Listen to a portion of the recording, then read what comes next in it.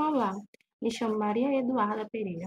Vou apresentar um pouco sobre o capim-capivara na disciplina de Biologia e Manejo de Plantas Daninhas, ministrada pelo professor Esdras. Vamos, com- vamos falar um pouco sobre a origem. O nome científico é Hymenacea piscicaule, família Boácea. O capim-capivara ele é uma gramínea semiaquática estolonífera. É encontrado na América do Sul, especialmente em regiões tropicais ou subtropicais. O habitat são em rios, é, margens, margens de rios, como eu falei, pântanos, lagos, área de alagadiça, ou seja, tem que ser uma área com bastante água, encharcado mesmo. Já a distribuição no Brasil, ele é comum em estados como o Rio Grande do Sul, na Bacia do Araguaia ou no Pantanal. Também ele tem outros nomes comuns, como capim-navalha, capim-minoso do banhado.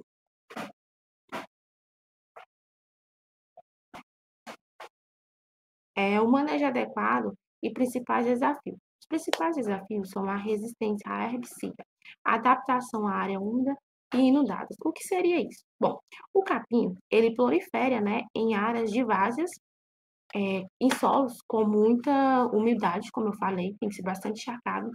Aí, como no Pantanal, ou em áreas de lavouras de arroz irrigado. Ou seja, essa característica, ela dificulta bastante o controle e o uso de práticas de manejo comum em solos secos. A dispersão facilitada. Seria a dispersão facilitada. Ela refere-se à disseminação da falta da planta daninha, que é auxiliada, vamos se dizer assim, facilitadas, né, pela atividade humana ou pelo movimento de animais e alguns pela natureza, como vento, água, até a gravidade. Tudo isso ajuda. A falta de pesquisa e orientação, claro. O que é isso? Existe uma certa carência de pesquisa para o capim-capivara, não tem pesquisas sobre estratégias de manejo específico para esse capim. Não existe. Estratégia de manejo para superar a dificuldade. Diagnóstico correto. O que seria um diagnóstico correto? Seria identificar corretamente a espécie, né, e o nível da infestação. Esse é o primeiro passo, é o passo principal para a gente poder melhorar a estratégia e o controle. Manejo integrado é combinar métodos culturais ou preventivos ou viáveis. Já o controle químico, ele atualmente, tipo assim, existe relatos, né, de produtos seletivos. Vamos dar um exemplo como o Top Ultra. Só que ele ainda está em estudos e em testes. Mas ele pode controlar o capim-capivara sem danificar, né, a forrageira desejada. Mas é fundamental verificar o registro e as recomendações técnicas para a cultura. Ou seja, está em teste, né, como eu falei, e em estudo. Já a boas práticas de pastagem é o quê? É evitar o superpastejo, né, que contribui para o desenvolvimento de plantas daninhas e garantir a correta nutrição e a altura de pastejo do capim, né? Isso é o principal também. Colaboração com especialista. Bom, é trabalhar, né, com ecologista e gestores, né, que pode fornecer sobre o comportamento da planta, é, como ter melhores práticas de uso, controle para diferentes cenários. Agora eu vou falar um pouco sobre as estruturas do capim-capivara. Como eu falei bem no início, ele tem uma adaptação semiática, mas não necessariamente ele cresce submerso o tempo todo. Isso implica bastante na tolerância do solo mal drenado e até mesmo alagamentos. A morfologia do caule, ela possui caules, né, denominados tipo cana mesmo, que pode ser aéreos e ramificado, muitas vezes enraizado facilmente nos nós, quando ele tem contato com o solo ou a água. Algumas espécies, né, ela pode apresentar rizomas, caule subterrâneos ou estolões, caule rasteiro superficiais, que contribuem para a sua disseminação lateral. Já as folhas, né, como a maioria das gramíneas, ela possui folhas simples e estreitas. Como eu posso explicar? Geralmente elas são dispostas em duas fileiras, alternada com bainha, parte que envolve o caule e uma língula.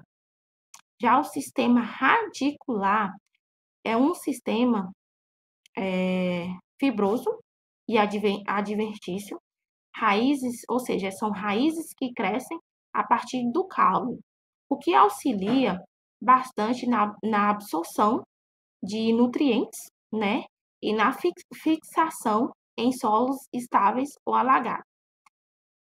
Já a germinação do capim-capivara é de 7 a 28 dias.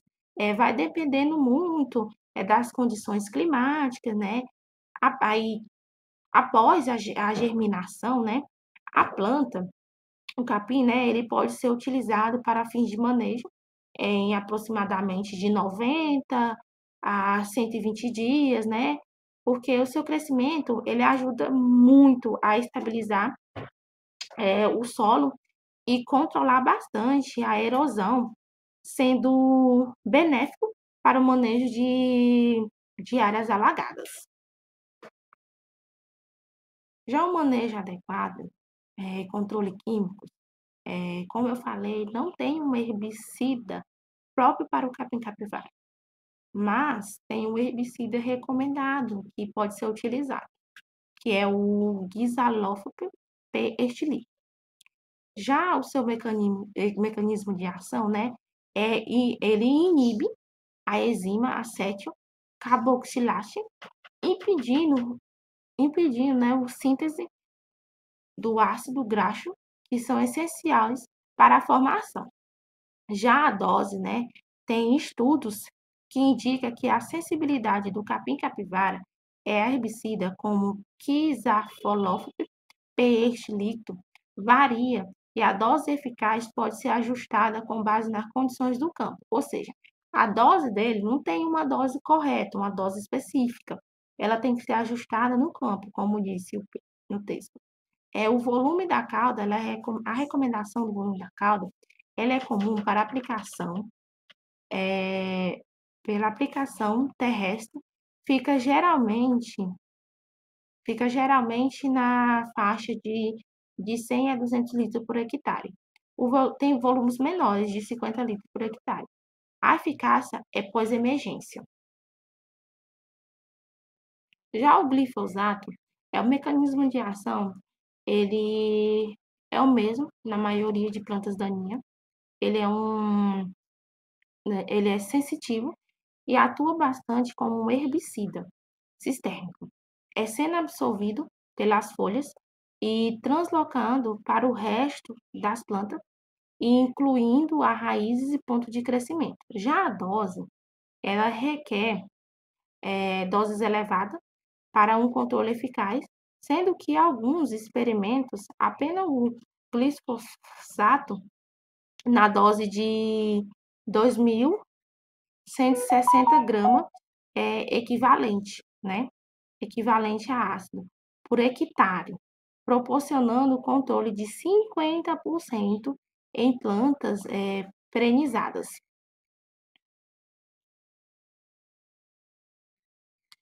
Já o volume de cauda, né?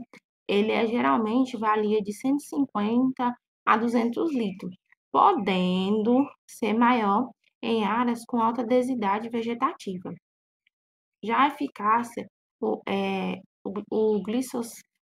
glifosato, ele sozinho não é uma solução confiável, né, para o controle de emergência do capim-capivara. É fundamental adotar um manejo que inclua a rotação de modo de ação e, se é necessário, a combinação com outros herbicidas eficazes. Imazapic e Imazapi. O mecanismo de ação, né? A inibição de enzimas acetotato síntese, conhecida como ALS, também conhecida como acetohidroxido síntese, ou seja, ele inibe, né, esses enzimas da planta, né, da gramínea que a gente vai utilizar, né, como o capim-capivara. Já a dose, alguns estudos, ele indica que a eficácia da mistura formulada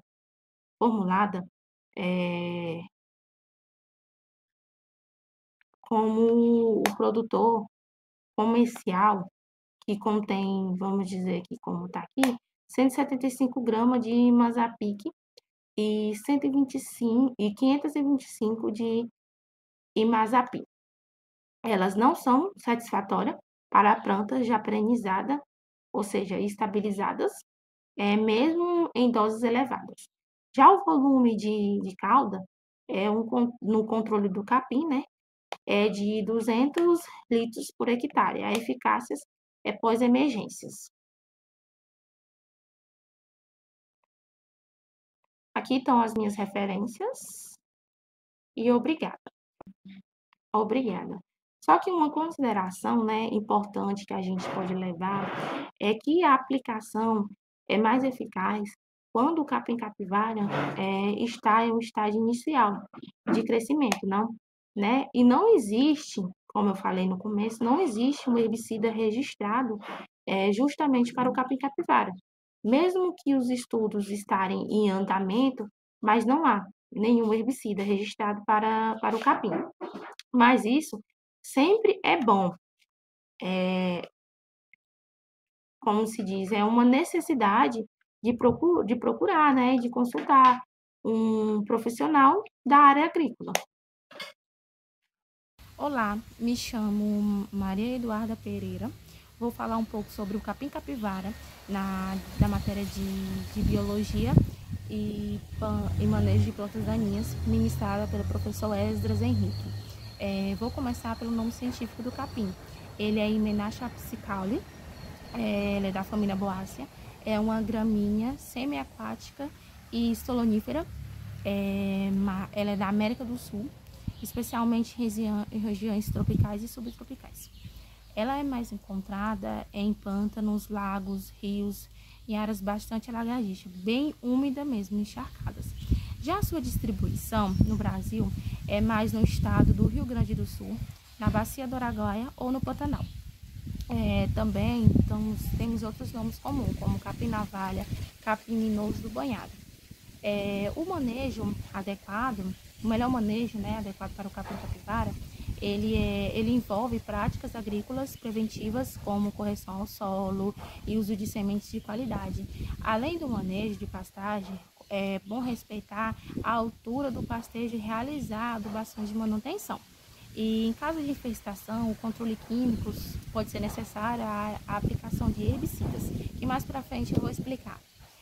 Mas temos também alguns desafios pela cultura, como a resistência a herbicida, a adaptação a áreas úmidas e inundadas. O que seria isso?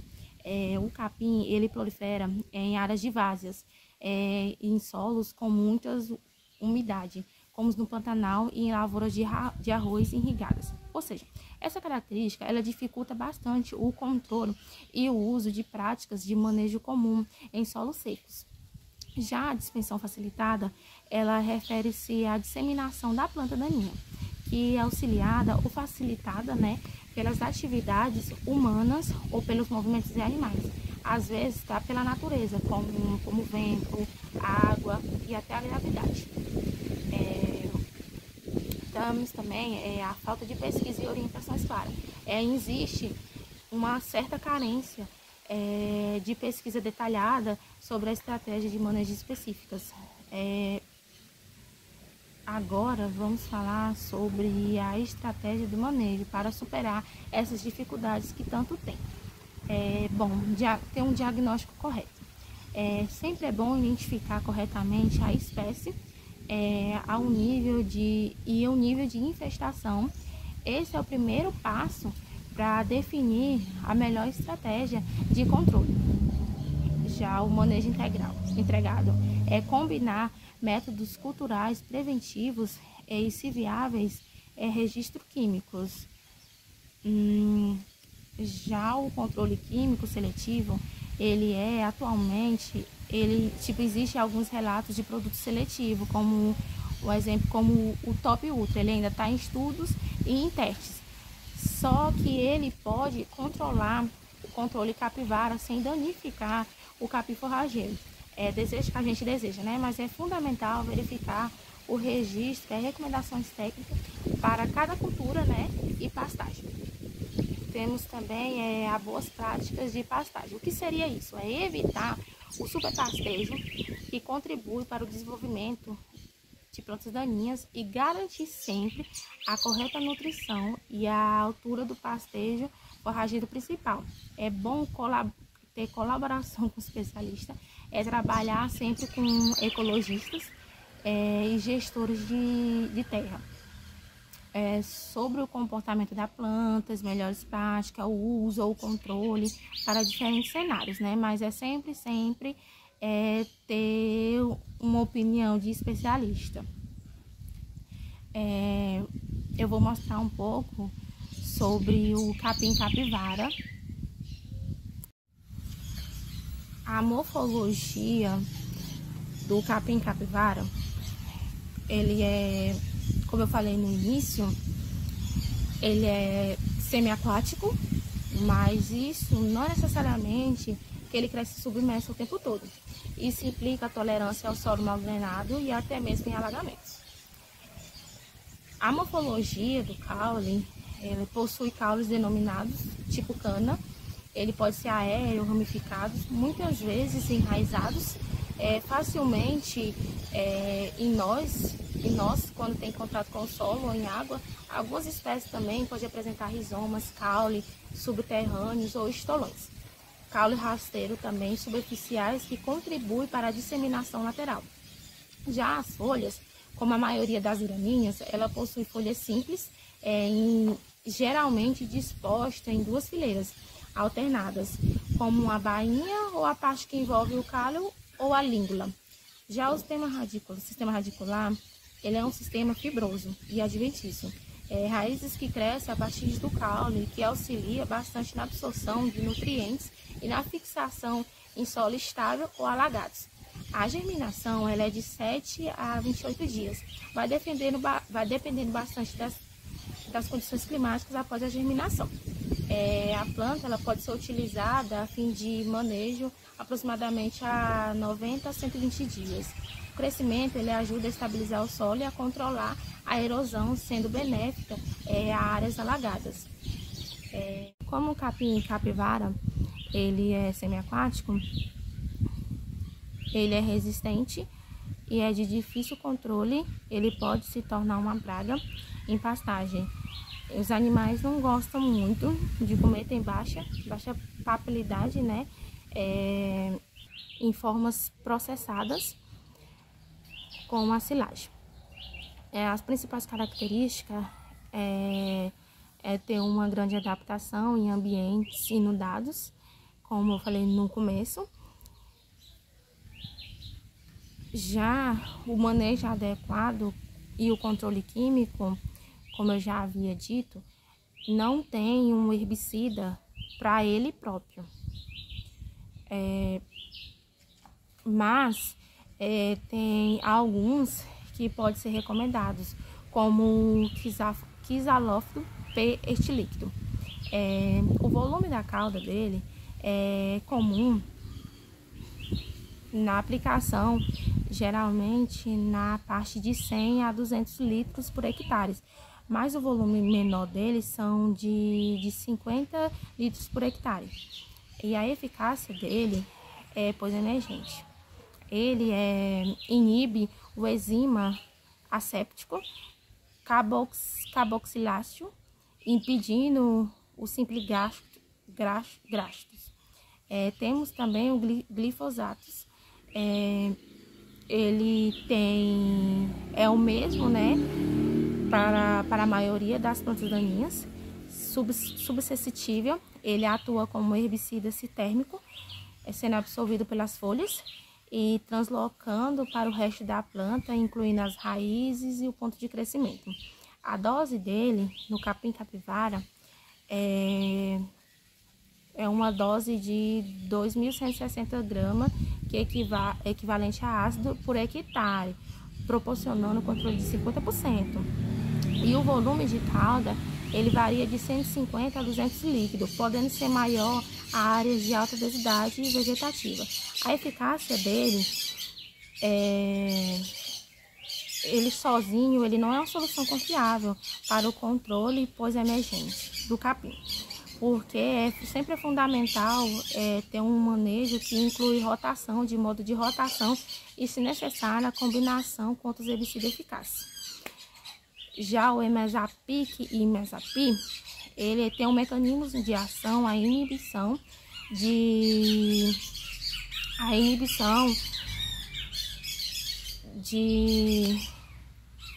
enzimas, também conhecido como acetoiaptoxida síntese.